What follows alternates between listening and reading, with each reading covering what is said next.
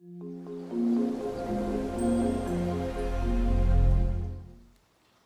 everybody, welcome back to A Girl, Her Dog, and RV. I'm your host, Lainie, and today we're going to talk about the propane furnace, show you a little bit of what I did for Christmas, and also your generator. But in the meantime, go ahead and click subscribe, because when you do that, you support me and that allows me to continue making these videos. And don't forget to give it a thumbs up, because I know already you're going to enjoy it.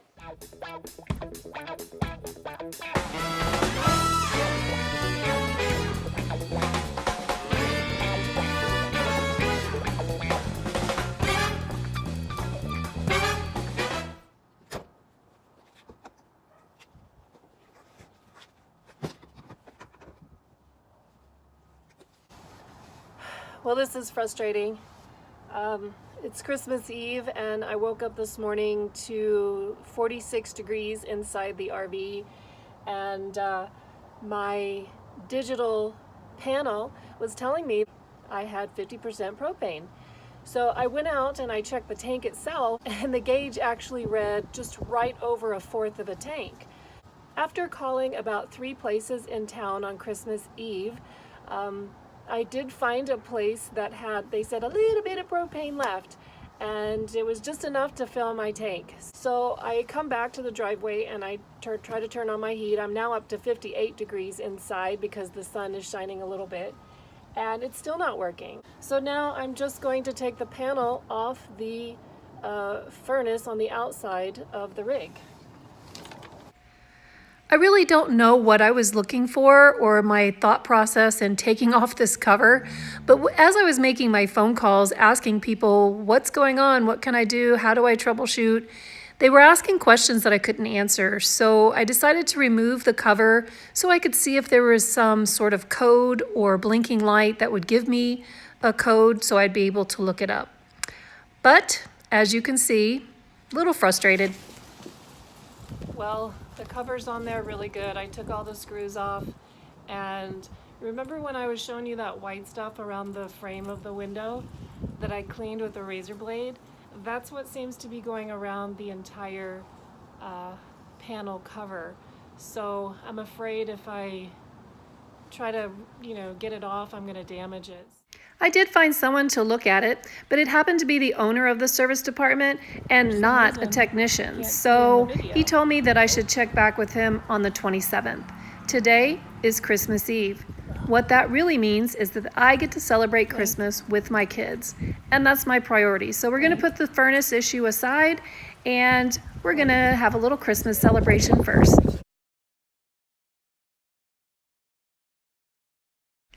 But before we could actually celebrate Christmas, my son had to move from the house he was in to an apartment. He is working on his PhD at Oklahoma State University, and he is in the lab a lot. So it just made sense for him to move closer to campus, so that between labs and classes and his TA position, he'll be able to spend more time on his studies instead of driving in traffic. Every Christmas Eve, since the kids were little, I've always made gingerbread houses with the kids. So even though they're grown adults now, we still make the gingerbread houses. I don't make the gingerbread myself anymore. I just go to Walmart and get one of those boxes, and usually they have 4 to 5, maybe even 6 little houses, and we all work on them together. So here's some great pictures of the finished product. This year, my kids only got like 1 or 2 little gifts, but they did get a great big one because of me moving out of the condo. I did salvage a bunch of their t-shirts that I'd been collecting for many, many years. And since I moved into the RV, I didn't have space to store them anymore. So I made them t-shirt quilts. And here they are, checking out the t-shirts. I think I might have made a couple of mistakes, but I thought, oh, they're good mistakes. They'll remind you of your siblings. I also made one for myself. What a great little memory to have. After we opened gifts and had a good dinner, we just kind of sat around and enjoyed Ross's new apartment, played with Riley, and here are some great pictures that I took of my children. It's so wonderful to have them all together, and I only get that a couple of times a year, so I truly do cherish times like these. But so that left me 4 days of no heat in Oklahoma, which has some very cold winters. We were down in our 20s. Ta-da! A Mr. Heater. If you don't have one of these for the wintertime, you'll think it's a blessing if your furnace goes out and you have this, because this will at least get you through the night. I have used it, but I haven't had to rely on it because everything else was kaput. A few days after Christmas, my cousin did recommend a friend to take the RV to so he could look at the furnace. And he really didn't do much. He just said he wiggled some wires and it started working again. Also, he said that this company, Atwood, has been bought out by another company, and their engineers thought, oh, we need to make it ours. So they redesigned this particular furnace, and you'll see that little pipe. There's a wire above it, and I think the pipe is getting too hot and causing the wire to think that it's overheating, so it stops working.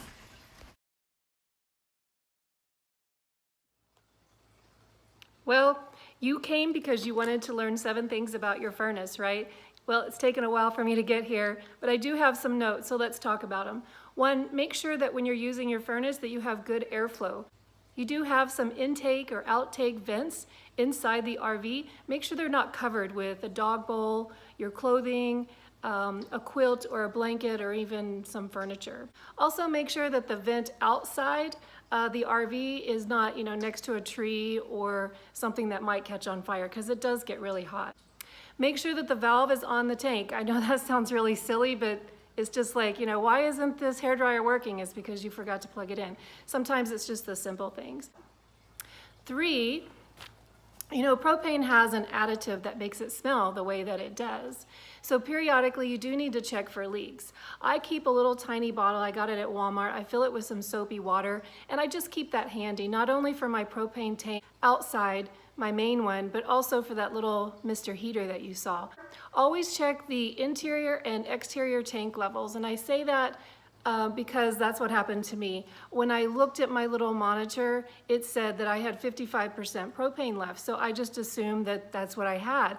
When the furnace stopped working, I went outside and looked at the gauge on the tank itself, and it was close to 1/4 of the way full. So there was a discrepancy between the interior panel and the exterior tank gauge. Number 5, make sure that they bleed the lines after they fill your propane. Sometimes they do, sometimes they don't. There is a little gauge on there. You can Google that for more details, but you can let out some of the air yourself. If that doesn't work, you can always try using your gas stove if you have one, and that will hopefully just bleed out some of the air that's in the line. Number 6 is you might have a problem with your regulator. If this is the case, you'll be able to tell that because if you do have a gas stove and you turn on the gas, possibly you won't see the blue flame with the yellow tip. If it's any other color or you don't see that, it possibly could be your regulator. So that's just something else to remember, at least in the back of your head. And number 7, make sure that you're level. So I keep a little leveler inside the RV. Mine didn't come with one, so it's something that I have put in myself. And I've noticed if I am completely like this, it's not going to work. Neither is my refrigerator. But even sometimes just really slightly, it has trouble kicking in. So make sure that you're as level as possible. Okay, on to the next event. Let's talk about your generators.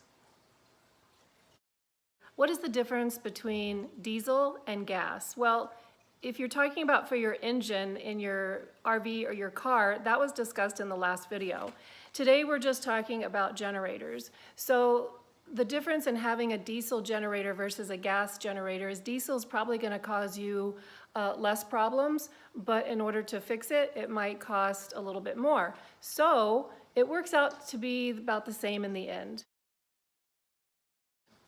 The next question is, how do I service my generator? First of all, follow your manufacturer's warranty. If you don't have the warranty, there's always Google. That Google will be able to tell you everything you need to know. But generally speaking, you do need to monitor your oil, just like I did in the video, but also refill it When necessary, make sure you're using the right type of oil. After the first 30 hours, they recommend getting an oil change. I think I'm on 27, so I'm almost there. And about every 60 to 100 hours, you should look at changing the air filter and the spark plugs and things like that. Third question, how far away should I store the generator from my RV? Well, Google said, because I did look it up, said about 15 feet. But remember, especially if you're at a campground, to consider how loud it is and how close you are to your neighbors. And I'm sure that there's probably times that you're not allowed to run it. So make sure that you look into that. Just a side note, don't ever run it indoors. These generators are not made to be indoor generators, the ones that you have on your rig, and most of the ones that you're going to buy for emergency situations or use in the RV world. Fourth question, how long should you run your generator? Generators are not meant to run 24/7, so if you're in a hurricane, you don't have electricity for a week, it shouldn't be ran 24/7. They recommend, at least Google recommends, anywhere from 8 to 12 hours a day should be about the max. Okay, our fifth question is, can I run my generator in the rain? If your generator is like mine and actually attached to your vehicle, it's covered, so it's fine. Yes, you may run it. If it's not, they don't recommend in the pouring rain that you run your generator outside of a covered area. 6, make sure you follow the manufacturer's requirements, but here's what most of them will say. Drain all the fuel. You don't want any fuel left inside the engine. Make sure you cover it. That protects it from dust and varmints and things that might get in it while you have it stored. And if you have it with a battery, make sure that you disconnect the battery. And last but not least, the question is how to care for your generator. And I've already said this, but I have my notes here. Most importantly, you do need to download the manual. Make sure that you follow all the manufacturer's maintenance schedule requirements. Generators can be a lifesaver, but you do need to perform general maintenance in order to keep them in good working order. So when you do have an emergency, they're there for you and you don't have to run out and get a new one. I hope you guys learned a little bit more about propane furnaces and some general tips on how to care for them, as well as your generators.